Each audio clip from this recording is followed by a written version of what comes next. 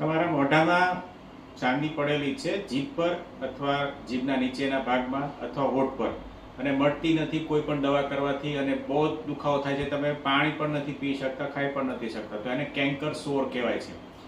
કેન્કર સોર એ એક જાતના ચાંદા છે કે જેમાં મોટા ભાગે કોઈ રીઝન હોતું નથી, પણ જે પોસિબલ રીઝન છે એમાં તમારા દાંતથી વાગી જતું હોય, તમને સ્ટ્રેસ, મેઇન જે રીઝન છે સ્ટ્રેસ અને હોર્મોનલ ચેન્જીસ, હોર્મોનલ ફિમેલમાં એટલે લેડીઝમાં એ ખાસ જોવા મળે છે કે એને ટેન્શન હોય અને માસિક બંધ થવાની તૈયારી હોય, મિનોપોઝ કહેવાય એને, ત્યારના સમયમાં આ પ્રોબ્લેમ ખાસ કરીને દેખાય છે અને કેન્કર સોર કહેવાય.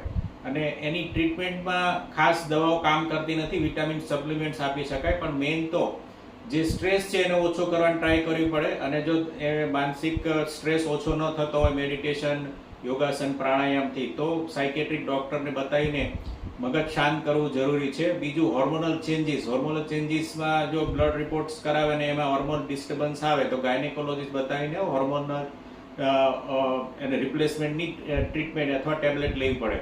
અને બીજા જે ઘરગથ્થુ ઈલાજ છે એમાં ગરમ પાણીમાં મીઠું નાખી તમે કોગળા કરી શકો. પછી ખાવાનો જે સોડા છે એને 1 ચમચી પાણીમાં નાખી અને 1 ગ્લાસ પાણીમાં એને મોઢામાં રાખો અને હલાવો 5 થી 10 મિનિટ અને કાઢી નાખો.